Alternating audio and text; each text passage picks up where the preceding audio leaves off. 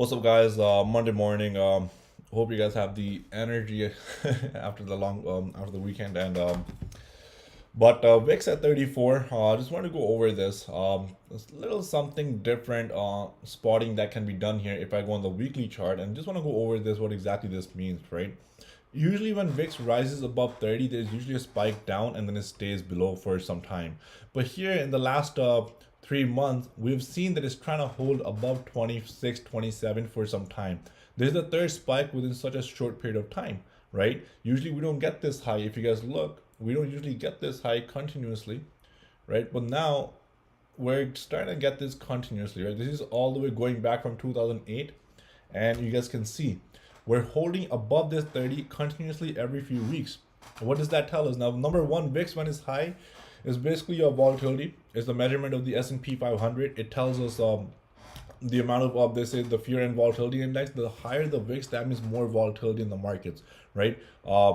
People feel it's risky, and there's a lot of movement that happens in the market. Markets are extremely volatile, and we see all these big moves going on in S&P, and where options are obviously priced much more if there's more volatility, right? If the market maker knows that, you know what, S&P today, for example, SPY, if you're trading the SPY options, with this 34 volatility, the measured move is roughly about 2%. So that's almost a $10 move on SPY options, right, on the price. So those options will be priced very high. And if it goes higher than 40, then obviously, that means some event is going to occur. Some major news is about to hit the market or is coming in, and it's usually not good for the market. A lot of sell-off happens. Usually at high VIX, more sell-off happens than buying, right? So VIX, we usually want around 20, 18, 17. Between 15 and 20 is healthy when there's a supply and demand. It's a healthy balance. It's a healthy rotation in the markets, and then America continues to grow. But right now, with the certain spikes, you want to be careful that we're holding above this in case if we do spike above 40, 50, there will be a sharp downturn in the market, which may usually it lasts very short term, right? So just be careful of that. Keep an eye on that. And if you're playing options, you must understand options are priced very expensive right now with VIX at this price, right? So ideally, what you want is VIX to cool down a bit, maybe come towards 27, 26, and see how the market is reacting there, so we can get some good options, right? Mainly to the downside, I would say. But again, with 34, puts are going to be priced very, very expensive. So you have to know what you're playing. And VIX this high, expect some green days in the market. So now that I go to SPX, expect some green days in the market, right? We've been down for many weeks now in a row. This week can also be huge red, right? I hope it's not. If it is, then puts are very expensive. It's going to be very hard to play, right? The chart says we see a lot more downside, but it would be nice to get some upside towards 4250, 4300, and then based on the daily setup, buy some more puts. But we do have FOMC this week on Wednesday. Make sure you guys go on the newsletter, post it in the earnings newsletter channel, right? That's LB's newsletter. Make sure you guys read it. There's some good tips in there. And on SPX daily, the levels today that we have, and so let's just go over some levels for the SPX gamma. First support that we have, 4150. All right, right now we're trading under 4170, but this will act as resistance initially, right? And then for support, we have all the way towards that 4120 will act as resistance and support if we open around here, right? So 4120 will be really important, which is equivalent to roughly 410 SPY. All right, and then underneath this we have 4100, and then all the way towards 40,050 basically. And we break this, then we probably see a much more downside. But personally, what I'm trying to do is I'm probably gonna play. Personally, what my target is, if we do dip on the daily, basically what I'm seeing, like for a long time on a monthly basis, the market is done for many more months to come. Now it's up to us to figure out the strong support and resistance points and play that trend. The trend that has formed now is downtrend basically, right? And we probably see 3800, 3900 zone, which we've been talking about for many months, and is more realistic now, and looks like we're going to get through this support eventually, and then we go through. But again, don't ignore the fact that we are at a strong support. So your entries have to be really, you have to be very careful playing the upside or downside, right? We break this, we have a long way to go downside. We hold this, we can definitely bounce for a few days, right?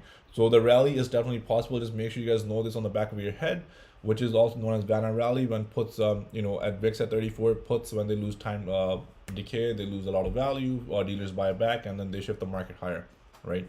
So just know these things. And those rips, If you miss it, that's fine. Those rips that happen is an opportunity to add on to your shorts, because the trend now is most likely a downtrend on S&P. All right, keep that in mind. And obviously on FOMC, in order for us to break 4,000, the more the hawkish tone, we probably break through 4,000, we go much lower. They stick to their rates, 25 basis per quarter for the rest of the year.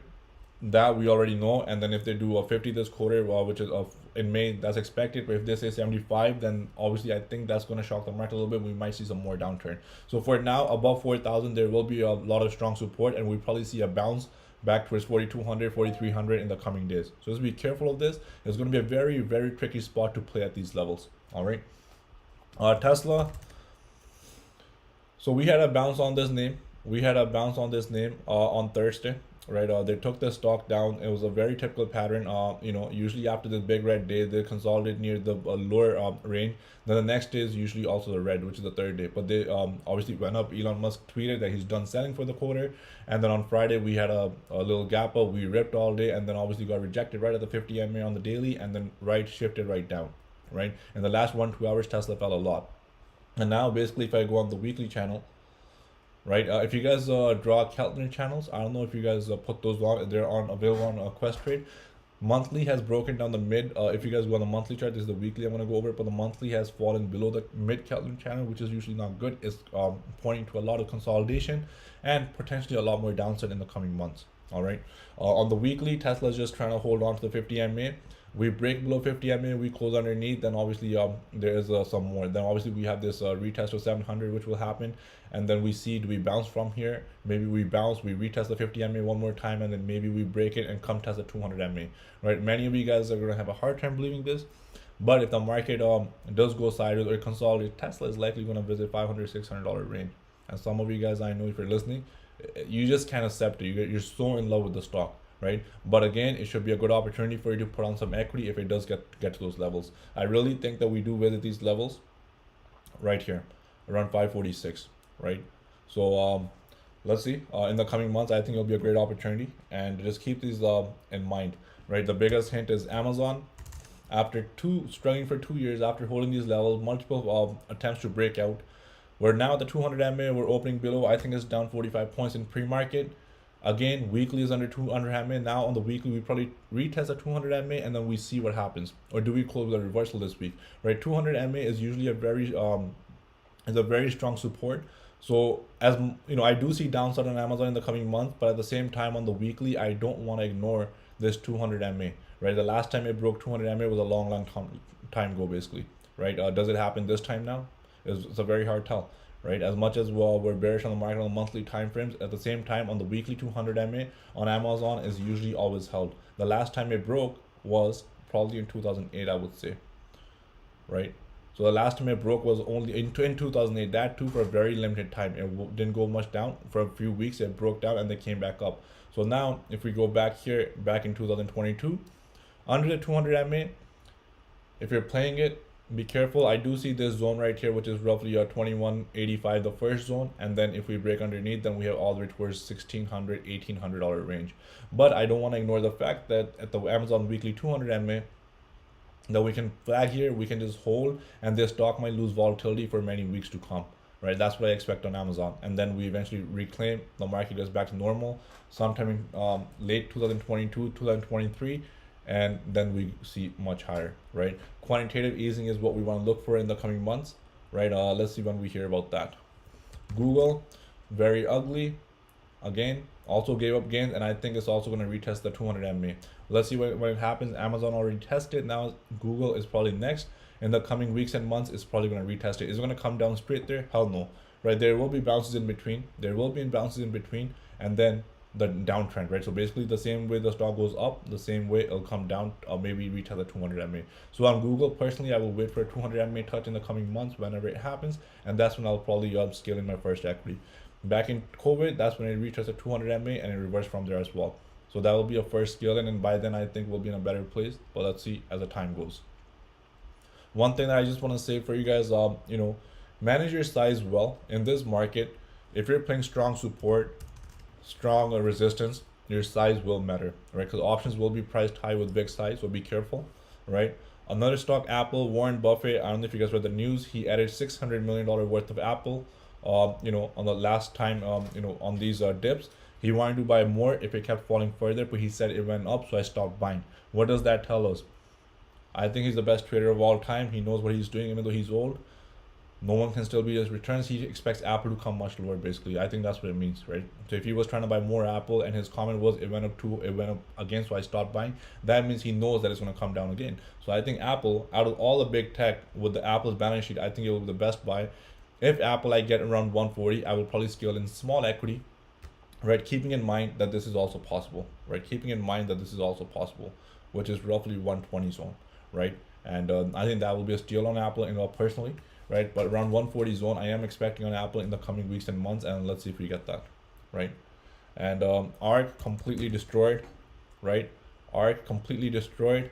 You guys can compare this chart. I saw this on FinTwit on a few tweets. If you guys compare this with the rates died. Rates rise, ARK dies, right? So basically, so for ARK is mainly growth, I think, and for ARK to reverse, just pay attention to rates. The day they ease down, right, they reverse, ARK will reverse. But for now, a very ugly state, I think, from 158 all the way to 47. ARK has pretty much already crashed, right? So now what we want to see is how low does it actually go, right? So any equity that you're adding, most of the equities, maybe from COVID, the popular equities like T-Dog, Zoom, many other names, like, there's so many. Only few of them are going to recover in the coming years. Just know this. Many of them will die. They will be sideways for like the next 20 years, right? We've learned that from the past, from history. Make sure you guys read it.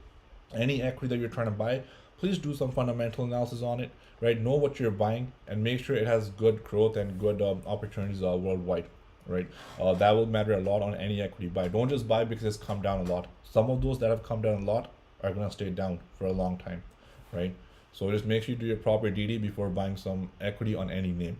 This year will present a lot of opportunity to buy the dip, right? To buy the real dip, right? So thank you. We'll see you guys back in the voice chat. Manage your size. That's really important. You have to manage. Remember that. God bless.